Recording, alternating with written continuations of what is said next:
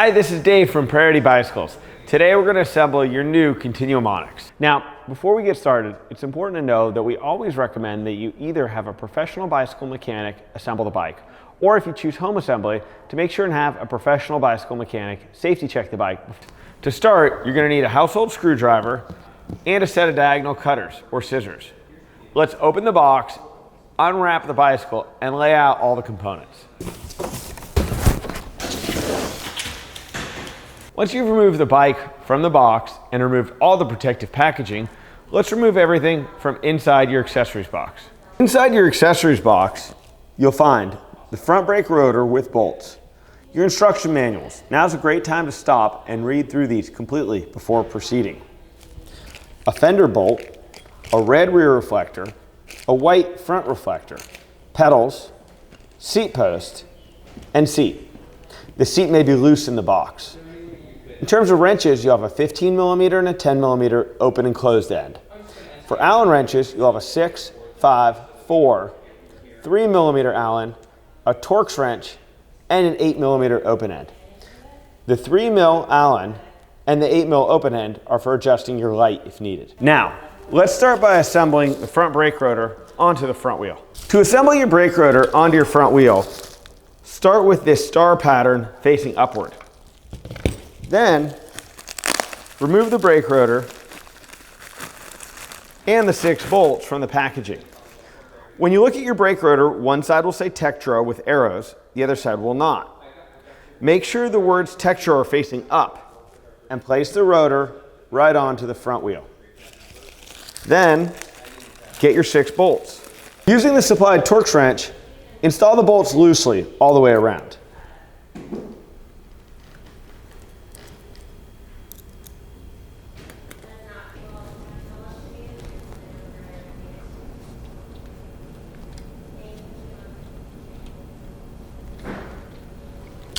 Once all 6 bolts are installed loosely, start applying tension and work in a star-like pattern. Keep repeating until all bolts are tight.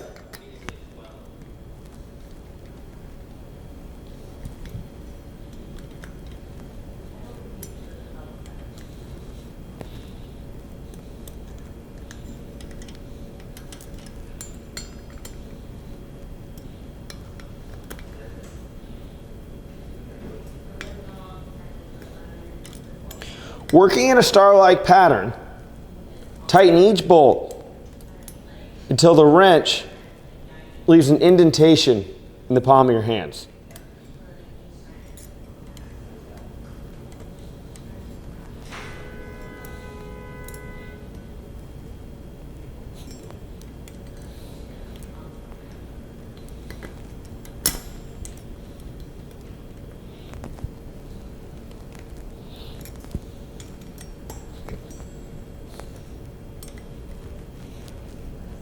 Now, let's move on to installing the handlebars. First, make sure your fork is pointed in the right direction. The front brake should be on the non-drive side of the bike, facing rear. Take a 5mm Allen wrench and remove the top cap bolt. Then, remove the cardboard covering the steering tube. Make sure and get the black top cap and bolt from the cardboard. Holding your top cap and stem, take your handlebars and make sure that all cables are pointing around the front of the bike. So you can see here, I did have my rear brake cable around the back of the head tube. I want to make sure that all my cables go in front of the bike. Then, holding the front of the bike, take your stem and place it over the steering tube and onto the steering tube. You may need to use your 4mm Allen wrench to loosen the pinch bolts on each side until the stem goes all the way down. Once the stem is all the way on the steering tube, using your 5mm Allen wrench, you can reinstall the top cap. It's important to only get this finger tight for right now. Once that's finger tight and your handlebars appear rather straight, don't worry, we'll come back and adjust this later. Go ahead and lightly tighten the stem pinch bolts on each side. Now's a good time to check that all of your cables are going around the front of the bike. None of the cables should go around the back of the handlebar stem here. They should all go around the front of the bike. Here you can see my rear brake cable has a clip. This should be clipped to the front brake cable so that they don't get in the way of your light. Now, let's move on to the front wheel. You're going to need a 15mm open-end wrench. Before installing the front wheel, take your dynamo plug and unwrap it carefully. If the wires come out, don't worry, you can hook them right back through. It doesn't matter which wire's in the front or in the rear, but it does matter the orientation of the plug. You'll notice the plug has a thin end and a thick end. The thin end should be pointing towards the outside of the fork, with the thick end pointing in. Also, on your front brake, you'll notice a holder between your pads with the words remove. Pull that straight out. Be really careful to not touch the front brake lever. Now grab your 15mm wrench and your front wheel. Loosen each axle nut significantly so that you've got plenty of room to put it between the fork. Move the washers to the outside.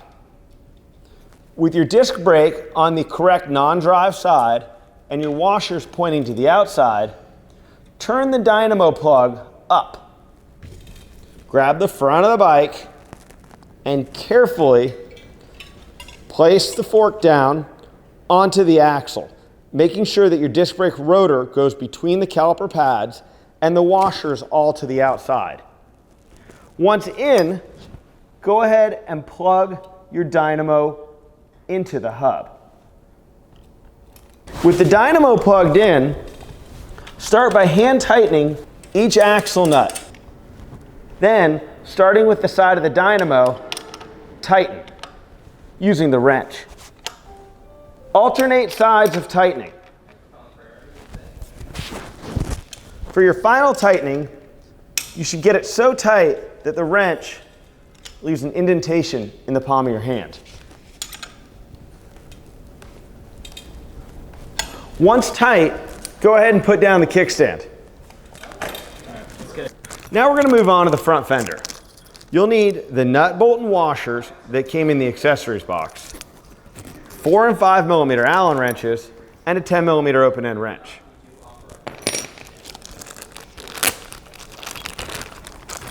Remove the nut and bolt from the packaging. Remove the rear nut and the metal washer. Keeping just the bolt and single washer, thread that through the front of the fork. Then slide your fender, making sure that both struts go around the tire, and thread it right onto the bolt. Add the additional washer and the nut.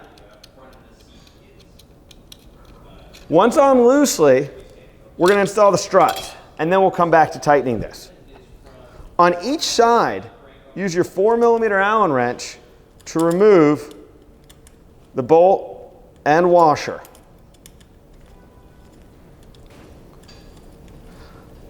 On each side, take the bolt and washer, put it through the fender strut, and install tight. Not exactly. Where the leading edge, if you were to draw a straight line from the leading edge. Repeat on the other side. Again, it's bolt, washer, and then fender strut. Very low stand over. That was definitely one of our goals at the back half, right? Once both fender struts are installed, get your 5mm Allen and your 10mm closed end wrench. And with one hand, push up on the fender. Can you turn the front wheel? Yep. While pushing up on the fender, grab the nut with your 10mm closed end wrench and tighten the Allen bolt.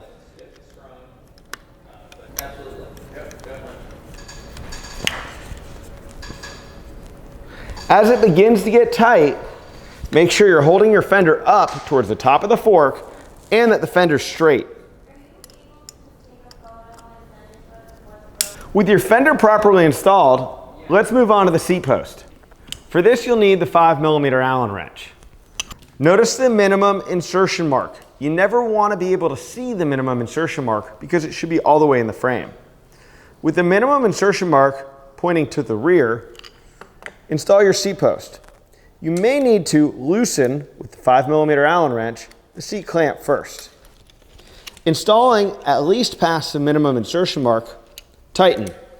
You can come back and adjust to the proper seat height later. Once tight, loosen the 2 bolts holding the clamp.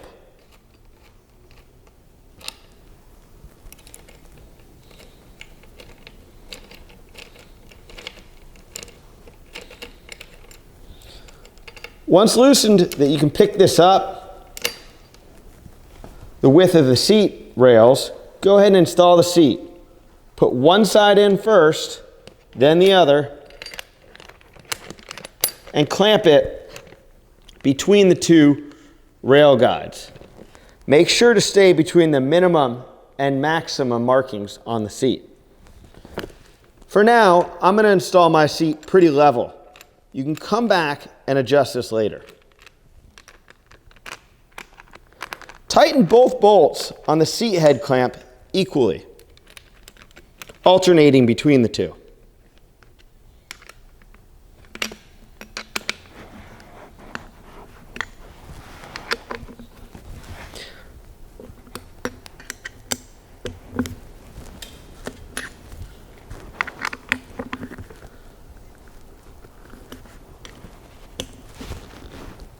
With the seat tightened, let's move on to the rear fender. Installing the rear fender is similar to the front. Remove each bolt and washer.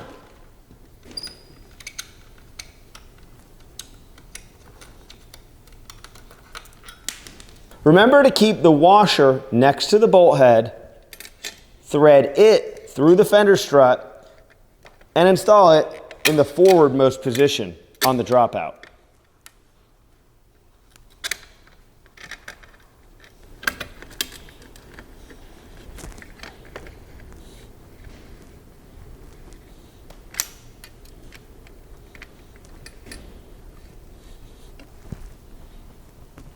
Repeat on the other side.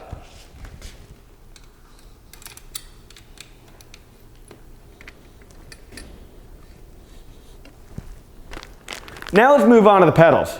You'll need the big 15mm wrench again. This time we're going to use the open end.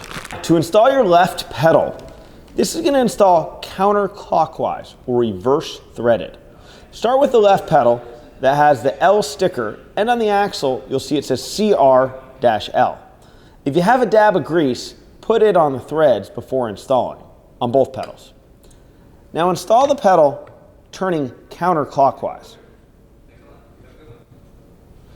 You can do a little bit by hand before moving to the wrench. It's really important with both pedals to get them really tight on the crank arm. So once you have it slightly tightened, you'll want to use significant force to really tighten this down. The wrench should leave an indentation in the palm of your hand. To install your right pedal, it should have an R sticker on it, and stamped on the axle, you should see the CR-R. The R is for the right or drive side of the bike. The right pedal is standard threading, so you'll thread in the axle clockwise. You can start by threading it in with your hand. However, you'll want to complete it with the wrench. It's very important with both pedals to get them really tight. So once you have it slightly tightened, you'll want to get the wrench and put a lot of torque on pushing it forward or clockwise. You should tighten this enough that the wrench leaves a good indentation in the palm of your hand. Now let's move on to the front reflector. Remove the front reflector, which is the white one, from its bag. You'll need a household Phillips screwdriver to install it. If your reflector came with a shim, hold the shim inside the reflector with the ribs pointing out. Remove the Phillips screw. With the screw head on top, open up the clamp and clamp it onto the thick part of the handlebar, opposite your light. Perpendicular to the ground, tighten. The rear reflector installs the same way on the seat post. Remove the Phillips screw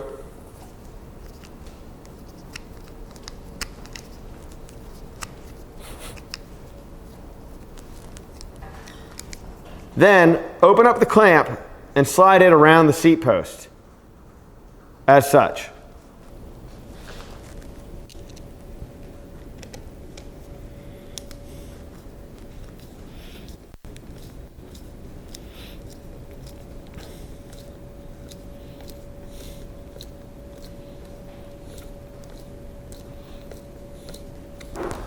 The basic part of your assembly is now complete. Let's check to make sure that your headset's tight. You can grab your front brake and rock the bike back and forth. If you feel any play, your headset's a little loose. To tighten it, you'll loosen both pinch bolts and slightly tighten the top cap. Again, only finger tight. Then, make sure your stem's perfectly aligned straight and retighten both stem pinch bolts. Check that your handlebar's tight. Check that your light is unobstructed by your cables. Check that your brakes, both front and rear, are not rubbing. If they are rubbing, we have an additional video on how to help reset your brakes. Check that your fenders are not rubbing your tires. Check all the bolts on the bicycle, bolts we touched today and the bolts we didn't touch today, to make sure they're tight. If you'd like to adjust your saddle, you can loosen both pinch bolts.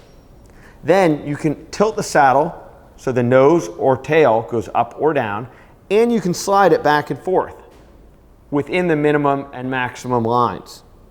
To test your front light, lift up the front end of the bike and spin the wheel really fast. If the light does not come on, you may need to toggle the on-off button on the back of the light.